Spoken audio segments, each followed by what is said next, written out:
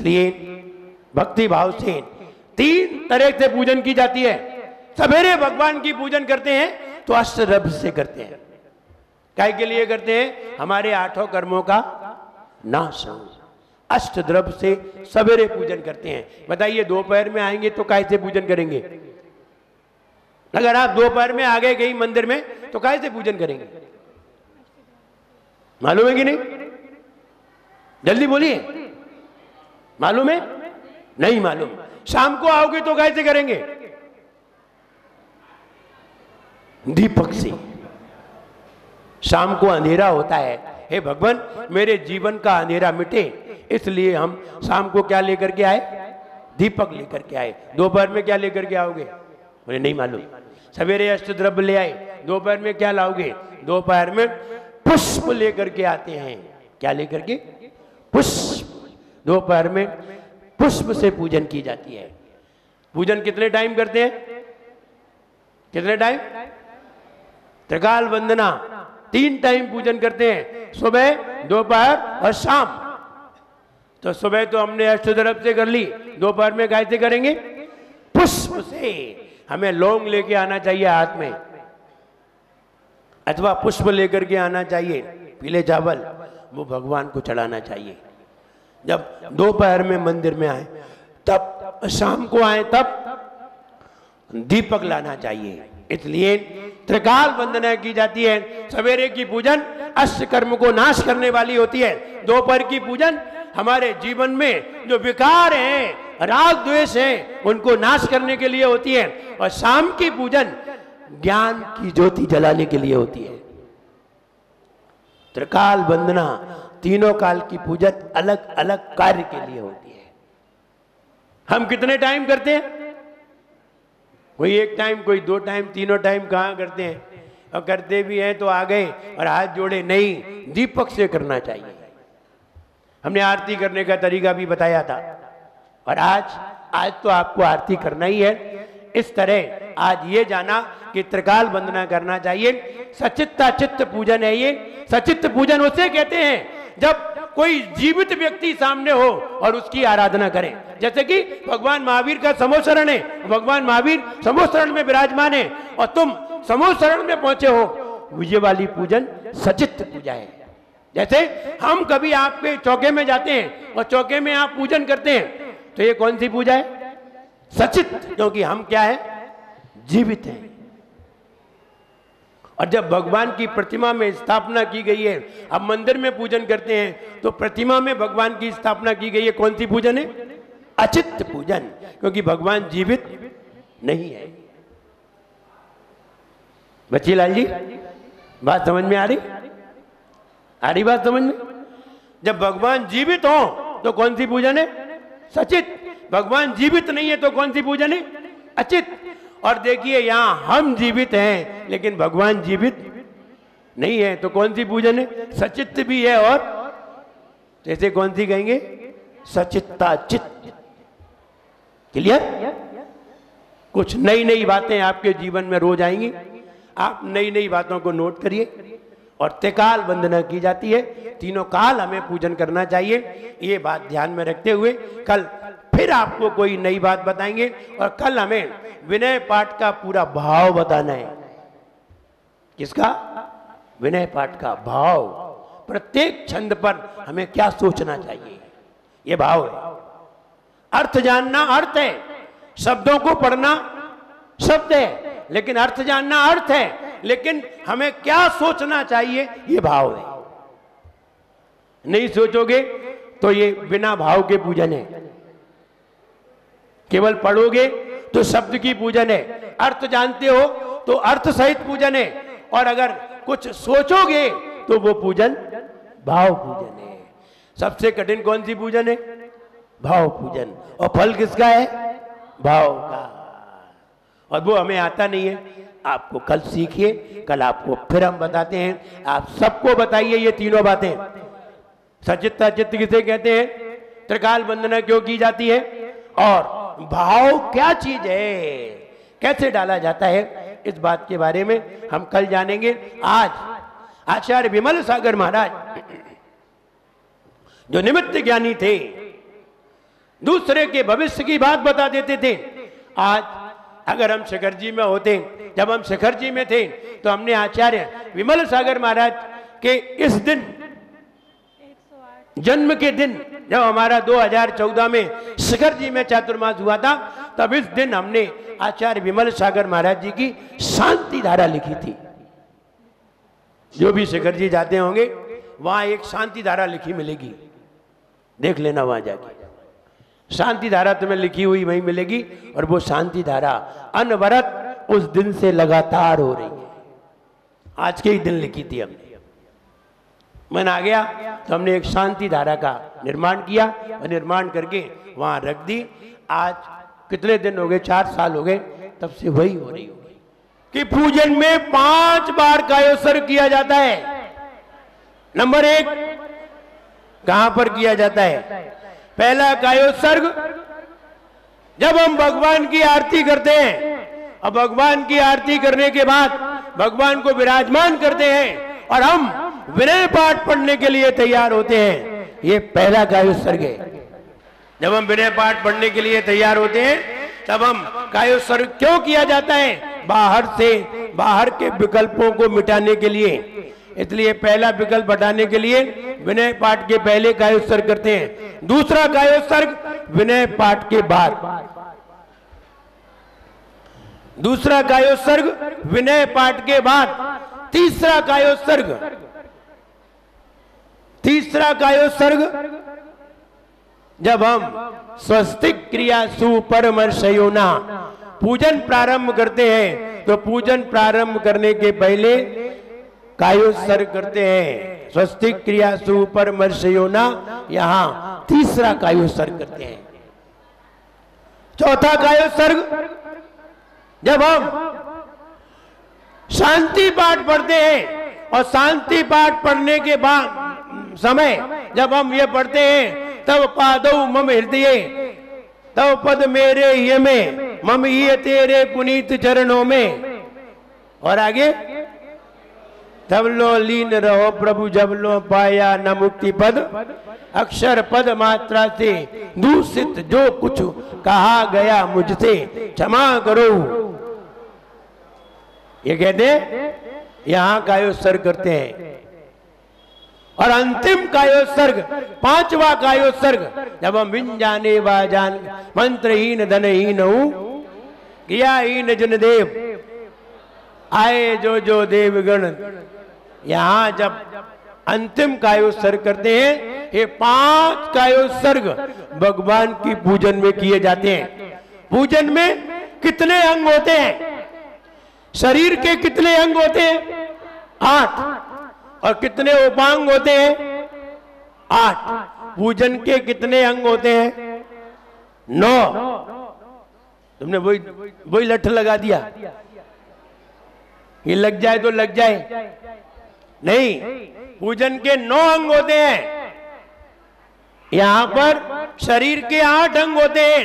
एक भी अंग कम हो तो वो व्यक्ति लूला, लंगड़ा, गूंगा, बहरा कहा जाता है, अपंग कहा जाता है। ऐसे ही पूजन में एक भी अंग कम हो तो वो पूजन भी लूली, लंगड़ी, गूंगी, बहरी कही जाती है। समझ लीजिए, शरीर का एक भी अंग कम हो वो व्यक्ति कभी भी मोक्ष नहीं जा सकता। वो व्यक्ति मुनि धर्म का पालन नहीं कर सकता, वो व्यक्ति मुनि नहीं बन सकता। अगर शरीर का कोई भी अंग कम हो उसे मुनि दीक्षा नहीं मिलेगी, वो मोक्ष भी नहीं जा सकेगा, उसे केवल ज्ञान भी नहीं होगा। ठीक वैसे ही जिसकी पूजन लूली लंगड़ी है, उसकी पूजन सम्यक दर्शन को प्राप्त नहीं करा सकती। हमें पूजन पूरी करनी चाहिए। पूजन के कितने अंग होते हैं? 9। पूजन में कितने अंग होते हैं? 9। किताब में दिए गए हैं, हमने किताब को पढ़ा नहीं है, और अगर पढ़ेंगे तो हमें पता चलेगा कि पूजन में 9 अंग होते हैं। पहला अंग अभिषेक, पहला अंग अभिषेक, दूसरा अंग आह्वान, भगवान को बुलाना, तीसरा अंग स्थापन, चौथा अंग सन्निधिकरण। पहला अंग अभिषेक, दूसरा अंग आह्वान, तीसरा अंग स्थापन, चौथा अंग सन्निधिकरण, पांचवा अंग अष्टद्रव्य से पूजन। ये कौन सा अंग हो गया? पांचवा अंग। छठवां अंग जयमाल, छठवां अंग जयमाल, सातवां अंग कायोत्सर्ग और आठवां अंग शांति पाठ, नौवां अंग विसर्जन। पूजन में कितने अंगे? 9 अंगे। बहुत सारे लोग हैं, इन्हें अभी यही नहीं मालूम कि पूजन के कितने अंग हैं। अगर पहला अंग हम छोड़ देते हैं तो 8 अंग रह जाते हैं, पीछे का अंग छोड़ देते हैं तो 8 अंग रह जाते हैं, अभिषेक करके चले आते हैं तो 1 अंग हुआ, सारे अंग नहीं हुए। हम भोजन करते हैं, पानी भी लेते हैं, भोजन भी करते हैं, सब्जी भी लेते हैं, सब लेते हैं, सब मिला करके भोजन कहते हैं। केवल पानी को भोजन नहीं कहते, केवल भोजन को भोजन नहीं कहते, जिसमें सब कुछ होता है उसे ही भोजन कहते हैं। ऐसे ही 9 अंग होते हैं, उसे क्या कहते हैं? पूजन कहते हैं। और 8 अंग होते हैं, उसे क्या कहते हैं? शरीर। 8 अंग और 8 उपांग। पूजन में अभिषेक करके कोई चले आते हैं, ऐसा नहीं, अभिषेक करके पूरी पूजन करना चाहिए। जिज्ञासा है कि हम पुष्पांजलि अत्र अत्र तिष्ठे तिष्ठे ठाठा स्थापनम अत्र मम सन्निधो भववसट सन्निधिकरणम। फिर पुष्प क्यों चढ़ाते हैं? पुष्प तो अंत में चढ़ाते हैं, ध्यान रहे, अंत में भी चढ़ाते हैं। पुष्प है, जो कोई कार्य करते हैं, कोई कार्य जैसे ही पूरा होता है तो हम पुष्प क्षेपण करते हैं। कोई भी कार्य हो, कोई भी कार्य हो, जैसे कि अपवित्र पवित्रो वा पड़ा पुष्पांजलिम क्षिपामि, स्वस्तिक क्रियासु पड़ा पुष्पांजलिम क्षिपामि। जैसे ही कोई भी पाठ पूरा होता है तो पुष्पांजलि कहते हैं। और वहां हमने आह्वान किया है, स्थापन किया है, सन्निधिकरण किया है, एक कार्य पूरा हो गया। ये अष्टद्रव्य से पूजन नहीं है, ये तो आह्वान किया है। ये वाला कार्य पूरा होने पर हम पुष्प क्षेपण करते हैं, फिर द्रव्य से पूजन प्रारंभ करते हैं। ऐसा कहां लिखा है? जय सेनाचार्य ने प्रतिष्ठा ग्रंथ के अंदर ऐसा लिखा है। कहां लिखा? जय सेनाचार्य ने प्रतिष्ठा ग्रंथ के अंदर ऐसा लिखा है कि कोई भी कार्य पूरा होता है तो वहां पुष्पांजलिम क्षिपामि, पुष्प क्षेपण करना चाहिए। तो किसी ने प्रश्न किया था, उसका उत्तर है, आइए विनय पाठ देखते हैं। और भी कोई प्रश्न आपके आते जाएं, हम आपको तत्काल बताते जाएंगे और आप यहां भेजते जाएं। आइए विनय पाठ में देखते हैं, हम सबसे पहले विनय क्यों करते हैं? सबसे पहले हम जितने विनय भाव से भरेंगे उतना ही हमारे अंदर ज्ञान की वृद्धि होगी। सभी लोग बैठे क्योंकि पूजन की बातें हैं, ये मुख्य बातें ही सिखानी थी। विनय पाठ में यह विधि ठाड़ो होय के प्रथम पढ़े जो पाठ, आप देखिए, भाव देखिए, हम भाव देने जा रहे हैं, अर्थ बताने नहीं जा रहे, अर्थ तो क्लियर है। यह विधि ठाड़ो होय के प्रथम पढ़े जो पाठ, धन्य जनेश्वर देव तुम नासे कर्म जुआट। ये अक्सन है, धन्य जनेश्वर देव तुम, धन्य हो आप, आपने 8 कर्मों को नाश कर दिया है। भाव देखिए एक लाइन में, हे भगवान, जैसे आपने 8 कर्मों को नाश किया है, ऐसे हम भी 8 कर्मों को नाश करेंगे। ये क्या है?